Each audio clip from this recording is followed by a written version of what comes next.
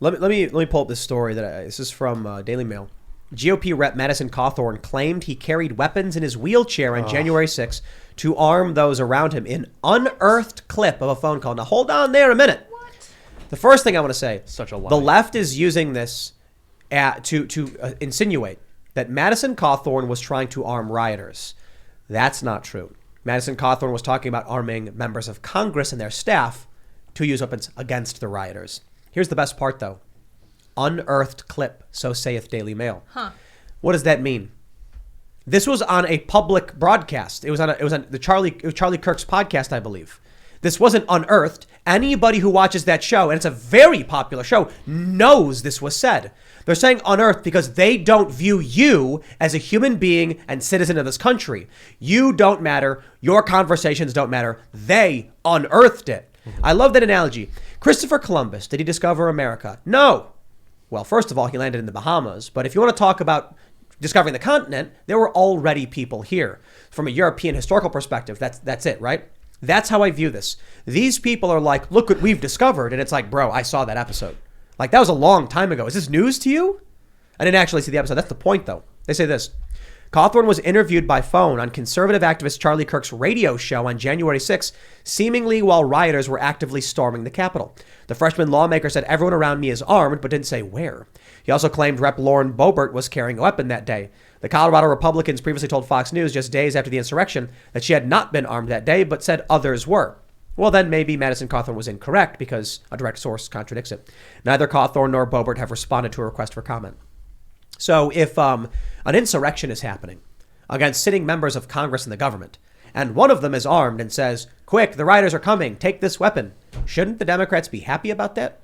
Shouldn't they be like, wow, he was actually threatening lethal force against violent insurrectionists? He was stopping the insurrection. He was fighting back. That's right. That's right. Madison Cawthorn tried to save this country from the insurrection. That's the headline right there. The insurrection where basically nobody brought any weapons. Right. That Exactly. insurrection. Well, some people brought weapons not to the Capitol, but, they had weapons in their cars and stuff like that. But the craziest thing about this is there was a Reddit post I saw where they're pushing this idea that Cawthorn and Boebert were arming, or mostly Cawthorn was arming rioters. Like they were giving... And they're claiming that a man in a wheelchair was about to commit like a lethal terrorist attack. I mean, he's in a wheelchair. I mean, who's going to be afraid of him? Yeah, I don't know. This is another story where you can see they lie.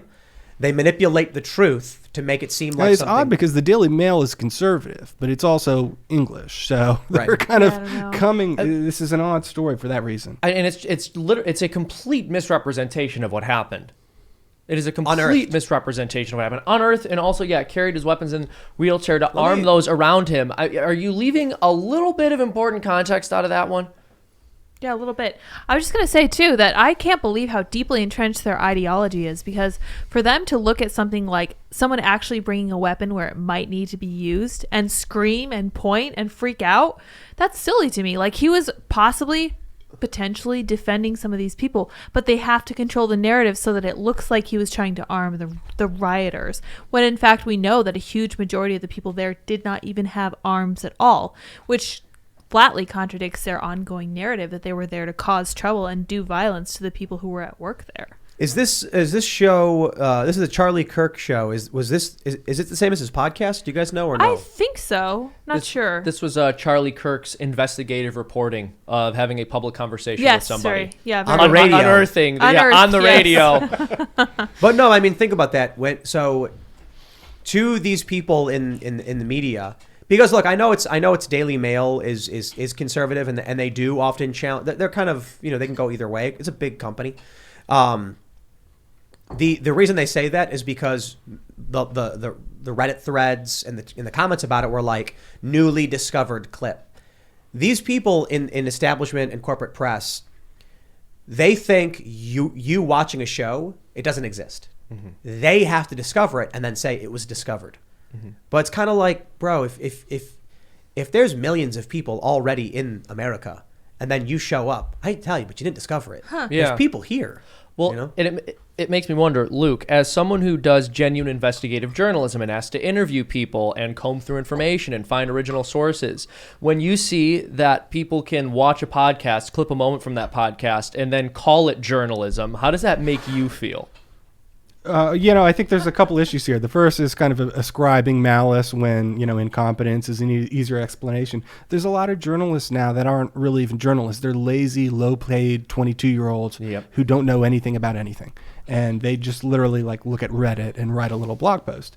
But the other thing is when I was doing the Loudoun County story and I revealed this cover-up of a rape, the other media didn't cover it. And by doing that, they relegated it to this conservative media story.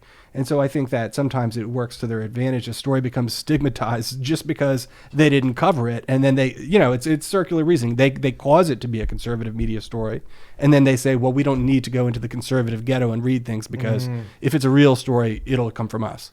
Conservative ghetto, it's a good way to put it. Yeah. We need parallel economies. There was a point where I said, I'm worried about it with the censorship and everything, that it was going to force people into two separate economies. Now it's time.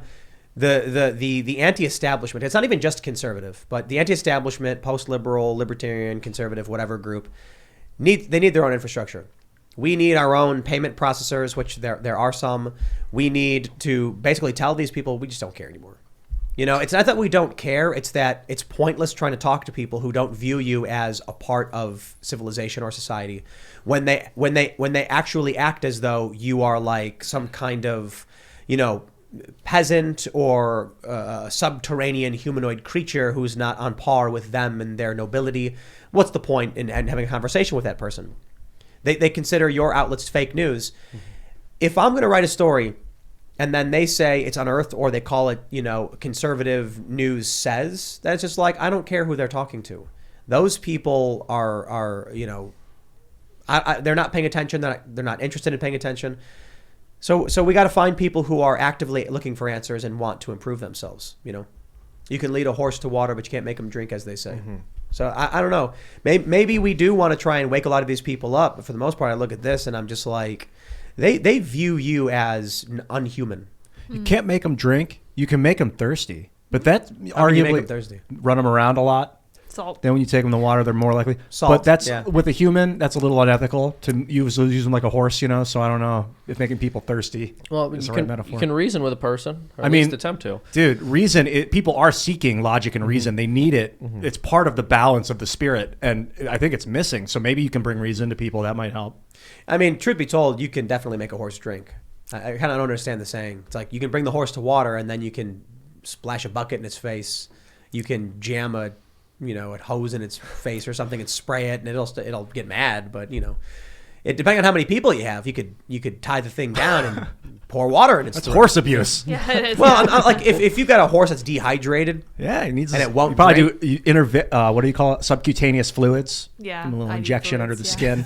skin. horse IV drip. Yep. Yeah, give 'em a little NAD. Yeah, man. Little horse You know NAD. when I see stories like this, and it's just another day, another same story. I just wonder, what's the next step in the escalation and the polarization and the splitting? Because now they're actually trying to insinuate that a sitting member of Congress is arming rioters for an insurrection. This is just completely consistent with their narrative, and this is something that they've refused to let go of, which is really interesting to me to watch, because even in the midst of Ukraine and all their posturing and politically correct virtue signaling about how much they dislike Russia, they still have time to point out that, January 6th was still truly terrible. Never mind that Ukraine is actually being shelled by Russians. This is still the worst thing that's ever happened on American soil. Just a bunch of old people who wandered into the Capitol building. It's insane to me. November's gonna be lit. It's already been gonna be lit this insane. year. One- Yeah, that's crazy for us. Yeah. Well, one thing I want to mention here about the media and media bias, I'm sure you guys can probably relate to this on some level, unless your evolution occurred more quickly than mine. But even just a few years ago, I understood and viewed the media as being left-wing and having that bias. But I still thought, I can see what they're saying, and every once in a while they might get something right. But at this point, my perspective is that they are always lying all the time, and I can literally trust nothing that they say. And to sort of segue into your investigative reporting, when you look at the Loudoun County case, with them referring to a father who was angry over his daughter literally being raped in a cover-up, and the media reporting on this as if he was some kind of maniac and the face of parental abuse of teachers. Yeah, and I mean, what I did with that story was so simple that everyone saw the story on CNN, the video, every news outlet of this guy being arrested, this kind of overweight white male plumber that got beat up by the cops and handcuffed at a school board meeting. And they all thought they knew why. They didn't need to ask him why he was mad because they all thought they knew. He was a bigot. He probably hates gays. He probably hates blacks. Who knows? But we know. And so all I did is call him up and say, look, your video is being played around the globe. We all saw that you were mad. Why were you mad? And he told me that his daughter was raped three weeks prior by a boy wearing a skirt, and the superintendent had just lied and said it never happened. So it is baffling, and there it's not as if the investigative resources aren't there. I mean, they literally went out of their way to obtain video of this guy and put him on TV, but no one thought to call him. Yeah, I mean, that's really a horrific part of this scandal is you literally called the guy, and that's how you got this information. I mean, the absolute minimum that these journalists should have been doing. Let me read for you a quote from George Orwell, Seamus. Oh, I'd love it. You know what really frustrates me about the Orwell quote stuff, though, is whenever you do it, they pull up his fictional writing, and I'm like, no, tell me about the man and his recollections of history and observations. So this is one of his greater quotes. He said, early in life, I had noticed that no event is ever correctly reported in a newspaper. But in Spain, for the first time, I saw newspaper reports which did not bear any relation to the facts, not even the relationship which is implied in an ordinary lie. I saw great battles reported where there had been no fighting, and complete silence where hundreds of men had been killed. I saw troops who had fought bravely denounced as cowards and traitors, and others who had never seen a shot fired hailed as the heroes of imaginary victories. And I saw newspapers in London retailing these lies, and eager intellectuals building emotional superstructures over events that had never happened. I saw, in fact, history being written not in terms of what happened, but what ought to have happened according to various party lines. How little things change. Amazing. Yeah. How little things change, Seamus says. Spot on. Because I look at this and I'm like, that's exactly what we're seeing now.